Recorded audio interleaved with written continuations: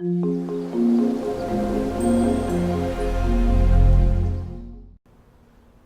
everyone, this is Professor Robert Solis. Welcome to this video lesson. I want to talk about list boxes, and so instead of starting from scratch with this application, I'm going to show you right from the get-go what this thing looks like. First, let me go ahead and open up the toolbox and show you that of course I dragged and dropped some radio buttons, and so that's these guys over here. Now those are being placed inside of a group box, and so what I did over here is in the containers section you'll see a group box. So I dragged and dropped this formatting group box, and then within that I dragged and dropped some more group boxes, specifically capitalization, alignment, and that's it actually. And then within the capitalization group box I dragged and dropped some radio buttons. So this guy over here, I'm calling that guy uppercase, calling this one lowercase. Inside of alignment I'm saying left, center, right. This is nothing more than a label right here. Let me select this guy over here and open up the properties panel. So as you can see here, this is a label, and this over here is a list box, which is this guy over here. Where is the list box here? There it is, list box, where it just simply lists items, and I could select those items and have things happen as a result of that. So let me run the program so I can give you a preview of what it is that you're going to be building. So here it is, and I have a label down here that is affected by my selection via these radio buttons and also the list box. So if I select uppercase, you'll see that the quote is changed to uppercase or to lowercase. I can also change the alignment as well. And I could change the font. So in this case I have Arial. Let me go ahead and make it center. This is Courier New this is Courier New rather, and this is Times New Roman. So I have these fonts. Of course you can have as many fonts as you want. This is just an explanation of how the list box works, so that you could change based on the selection whatever the font looks like in this particular case. Maybe you want to use the list box in a different fashion, but nonetheless I'm identifying how it works. All right, so now let me go ahead and take a look at the code and see what that does. So I don't need the text box anymore. So if I double click on a radio button, say for example, so I'm going to double click on this uppercase, and you'll notice over here that it takes me to the checked changed section for this radio button uppercase. And what I'm trying to do is I'm taking whatever that text property is for this label, I'm going to change it to uppercase, and so this is how I do it: lbl.text to upper.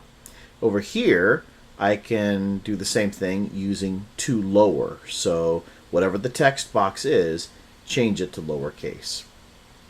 All right, let's see here. If I double click over here on the left, notice what I'm doing. I'm using the content alignment, and so that LBL result.text align property, I'm going to change that by using content alignment, and since the user clicked left, we're going to use the middle left item.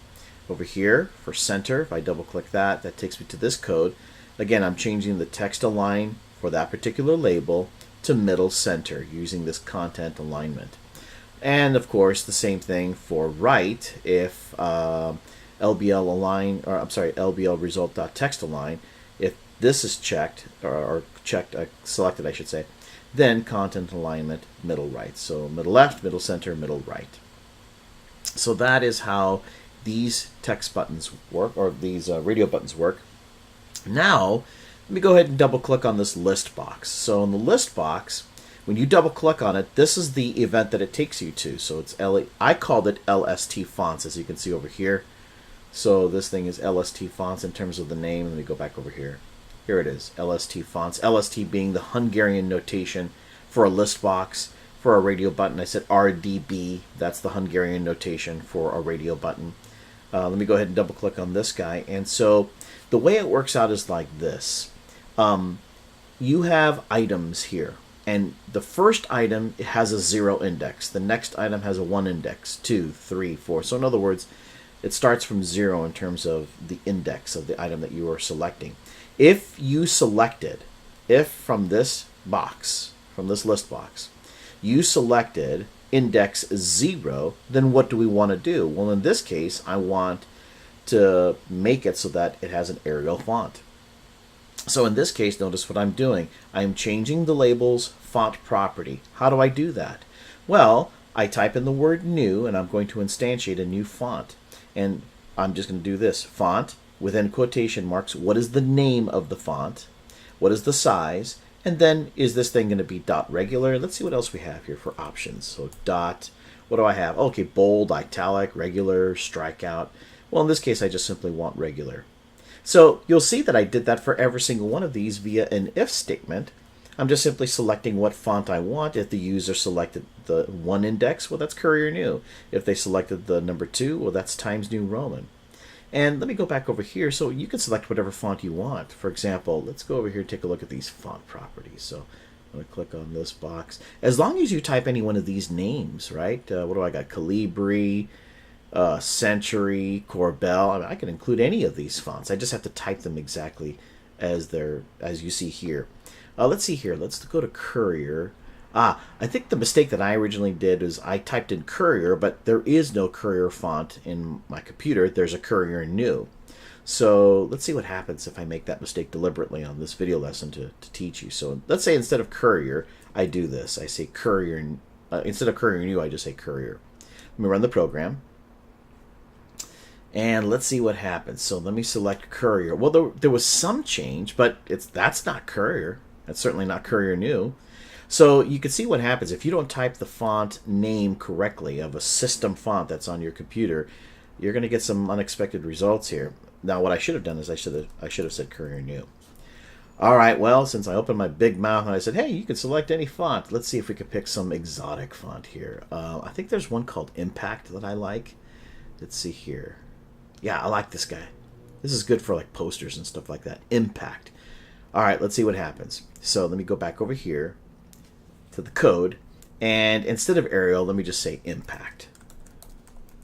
I know that it's going to say Arial when I run the program, but let's just see what happens here. Oh, look at that. Impact. So I know it's not Arial. It's really Impact, but just wanted to show you those are the changes that you can make. So let me restore order to the universe, type in Arial. All right, that's pretty cool, I think. So you're just simply going to use an if statement, and then based on the font that was selected, whether it's the first font, the second font, or the third font, and of course computer scientists love to start counting from 0. So the first font is really index 0, the second font is index 1, so forth and so on. You can make this type of change based on the selection. All right, what about this? Let me double click on this title bar over here and see what that does. Oh, it looks like it takes me into the load event. Now, what this load event does is it says, hey, before you start running the program, what do you want me to do? It would be as if you and I went to the racetrack, okay? We're going to run a mile 4 times around. Okay, well, before that, hey, I better stretch, better drink a little bit of water, better make sure that my shoelaces are tied. Ready, bam, go. Okay, so I better stretch, I better drink some water, I better tie my shoes, right? All the preparatory stuff before you run your program, that's what's done over here in the load section. So when you double click, and it just happens to be that the name of the form, as you can see over here, let me go back to the top, the name of the form is Form 1.